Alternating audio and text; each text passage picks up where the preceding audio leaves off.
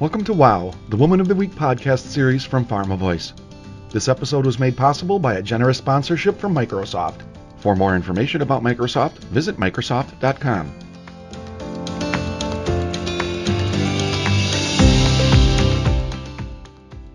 In this episode, Taryn Grome, editor of Pharma Voice, meets with Beenu Kapoor, VP, IT Trial Management, Products Lead at IQVIA.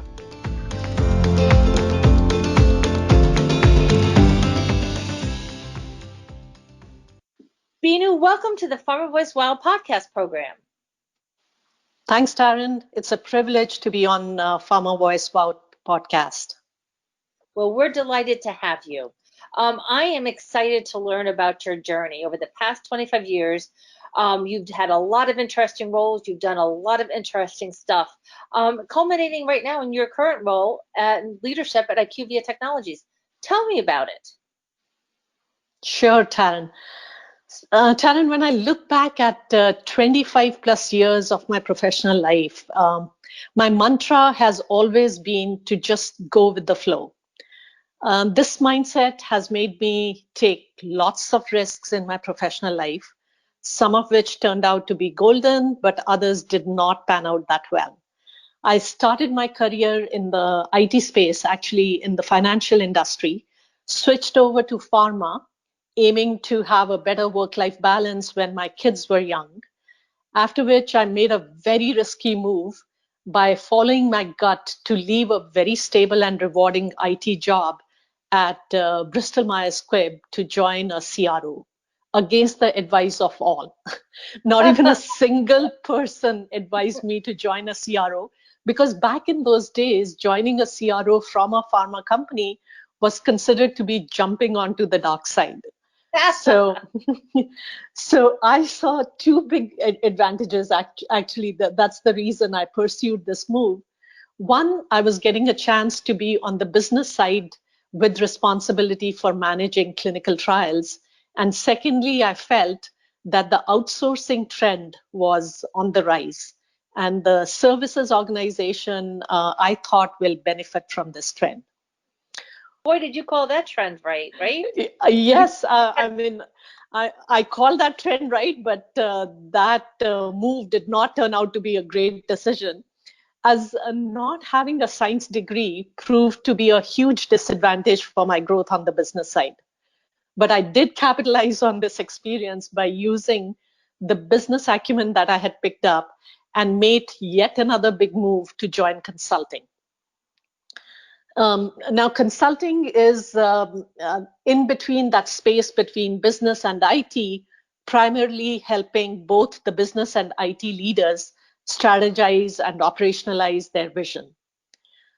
I also got into clinical technology product development space with Transcelerate, which is a consortium of nonprofit consortium of 17 pharma companies, to build a common collaboration IT platform for investigators and sponsors.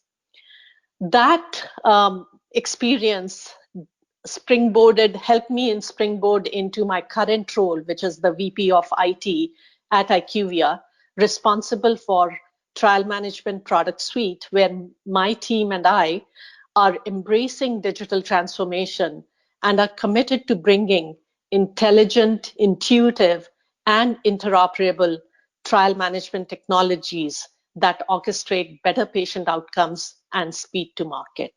So looking back, was any of this planned? No, it wasn't. All I did was not be afraid of seizing the responsibility that placed me out of my comfort zone. Retrospectively, the words of great Steve Jobs ring so true. He said, "You have to trust that the dots will somehow connect in the future." And that's exactly how my journey has been so far. That's awesome. I love that you seized that opportunity, and I love that all your dots connected. That's a great story, and it shows to have that internal courage to make some of those bold leaps, even when everybody's telling you no. So you did follow your gut to great success. So kudos to you. Thank you so much. Yeah, I want to go back and talk a little bit about a term you used just a few minutes ago about digital transformation. It seems that's a term that is often used but means different things to different people. What is your take, and how is it being incorporated into the products for which you are responsible? Yeah, you're right. Digital transformation is sometimes used in many different ways. Sometimes it is used to mean using the latest technology like social media, mobile, artificial intelligence, machine learning, etc.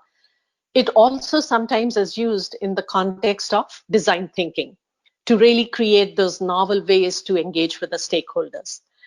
But the textbook definition of digital transformation is truly about leveraging the technology to engage with the stakeholders using new business models by removing the constraints and in turn creating exciting new possibilities that improve lives and organizations. So my focus is on envisioning and transforming the operational world of clinical trials by providing digital trial management suite of products for enabling that seamless experience for all stakeholders, not just the sponsors or not just for the sites or not just for the patients, but for all stakeholders, sponsors, sites, and patients. The technology solutions are generally built for a very specific set of stakeholders that result in very siloed process and related data. The vision of digital trial management suite of products is to enable that end-to-end clinical trial process by providing orchestrated connected intelligence for the stakeholder consumption. If you really break it down, the vision is there are three components to this vision and how we are going after digital transformation. The very first one is streamlined clinical process end to end. Number two is inclusiveness of all stakeholders.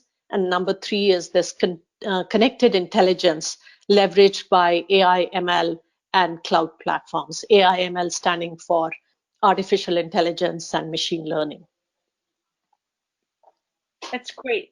And tell me, how has been the uptake internally at IQVIA? Because I would imagine those are some of your stakeholders as well as the company's customers, the sponsors.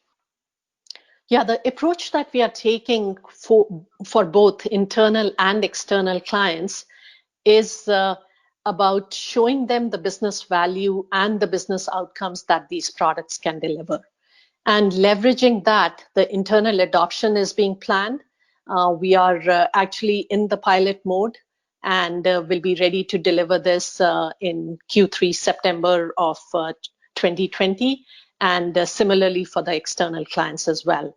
We are showcasing what these products can do and having those conversations with the clients to make the adoption happen. It's exciting. So congratulations on getting towards the end of that milestone trajectory for yourselves to launch. Let's talk too about that power of connected intelligence that you alluded to earlier. And what does that experience mean for stakeholders? You talked about AL, ML, and SaaS and cloud platforms. So where do you see the power of this going? Yeah, good question. See, connected intelligence is about providing that augmented decision-making paradigm to the user, right? In other words, helping the users by suggesting what the next best action the user should take. Next best action is actually not an easy thing to do. It is really formulated by behind the scene, blending together the data, algorithm, using the operational expertise and consumption of insight by the user. I will briefly talk about these three areas, right, that enables connected intelligence. Number one is sourcing and transformation of variety of data assets. Now, data, as you know, is really something which is the new gold. And it can come in the form of structured data generated inside and outside the enterprise. It can be unstructured, real-world data generated through social media, connected devices, etc. Right? So using all this data, the second area is really generating that insight from the data using artificial intelligence and machine learning and other predictive analytics, which really involve using a learning platform where the hypothesis can be tested and finalized. Then the third area is about providing that information and insight to the user when it is needed, how it is needed, and where it is needed. To give you an example, a user can request information and insight on demand, or they can request it on a specific schedule, right? I want it delivered every morning at 9 a.m. The user can choose to receive it on a laptop or a mobile device using a report or an alert or an email, or through voice-enabled assistant like Alexa and Siri, etc. So it is all about delivering an intelligent experience to the user. So that is what connected intelligence is all about. So, Beenu, I would really love to hear about your leadership style. How do you manage a diverse global team? Yeah. So, Taran, I consider myself to be a passionate leader that inspires the team by my energy, my perseverance, my action-oriented approach. I lead by example and do not expect my team to do anything that I'm not ready to achieve myself. I personally drive to excel above the norm, challenge the status quo, shape and deliver on solutions, leveraging a team of knowledge workers, because I believe that the collective wisdom of the team is greater than the sum of its part. I encourage team members to play their position like cogs in a wheel, instead of being managed in a very hierarchical structure.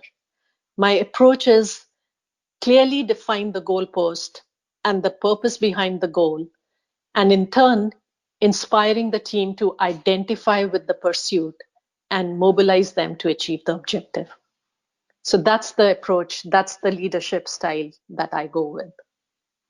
That's awesome. No wonder you have such a dedicated team behind you. And I'm always curious as to ask leaders, what are some of those qualities, leadership qualities you look for in others? Obviously, you can't do what you do alone, so you need a really quality team. So, what are some of those qualities?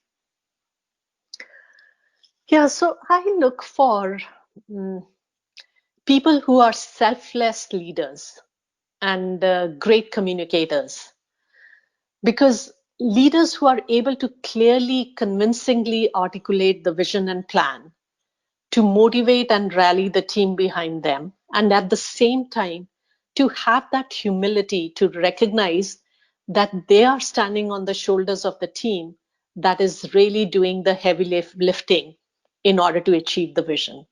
So selfless leaders is something which moves me.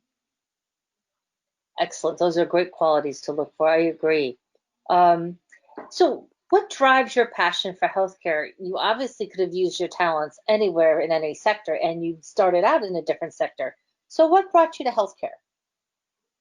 Yeah. So these days, almost everyone has heard of clinical trials, right? Which is the last hurdle before a treatment like a vaccine, a drug, or a device is approved by the health authorities. So clinical trials can take a long time, many years, right? The general public has come to realize this fact as the race for COVID vaccine is being played out. My work is envisioning and shaping solutions for clinical trials to run effectively and efficiently. So it is extremely gratifying to realize that this work has made a minor difference in the lives of patients who really need these novel treatments the most. So this is what at the end of the day, when I look at and think about like it is really making the difference in the lives of patients, that is what makes all the pain, all the hard work, all the sweat and tears go away. That's awesome. How do you define success for yourself? Obviously, there are metrics for your business outcomes and your strategies, But how do you define success for you? Wow, Taryn, this is really a deep question. If I'm honest, then I would say my definition of success for myself has evolved over time, right? Sure. Being raised in a middle class family in New Delhi, India, and coming to the US for work was considered a huge achievement at that time.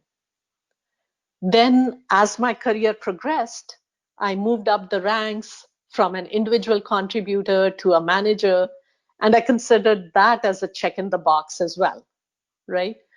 But reflecting on all these small accomplishments, which at the time I thought were successes, I feel today I have a better sense of what truly matters. I would say that success to me now is really helping and supporting people in order to achieve their full potential. This Nice. truly warms my soul. Nice. That's lovely. And building on that question, since this is our WOW podcast, I'd like for you to tell me about an accomplishment or a wow moment that shaped or transformed your career. Sure. I started my career in information technology, IT, after completing my MS in computer science. The IT field is vast. I mean, one's whole career can be consumed in a specific technical specialization area. For me, destiny had something else in mind that changed the trajectory of my career. I got an opportunity to pursue an executive MBA from Rutgers Business School after approximately 10 years of starting my career in IT. That really opened my eyes to completely novel, non-technical world, the world of micro and macroeconomics, finance, business strategy, sales and marketing, right? These were the concepts and disciplines that I had known about, but superficially, and did not have much appreciation for. But after doing the MBA, I was in awe with this business side of things. This made me jump from clinical IT to the business world of managing clinical trials, because of which I genuinely understand and live by the phrase, do not do technology for the sake of technology. So this is, I mean, looking back, I feel my executive MBA from Rutgers was uh, a moment that changed the shape of my career. That's awesome. You know, it goes to show the power of education and the power of broadening one's horizons to think beyond what is current and what could possibly be. That's a great Absolutely. Well thank, said. Well said, Taryn. Mhm. well, thank you so much for sharing that. And thank you so much for sharing your journey with us. I truly appreciated it. It was great to get to know you a little bit better. And thanks for being part of our WOW podcast program. Thank you, Taryn. It was really a pleasure. Thanks. Thank you for listening to this episode of WOW, the Woman of the Week podcast. And thanks again to Microsoft for sponsoring this episode. For more information about Microsoft, visit Microsoft.com. And don't forget to check out our other WOW podcast episodes at pharmavoice.com/wow. This 2020 program is copyrighted by PharmaLinks LLC.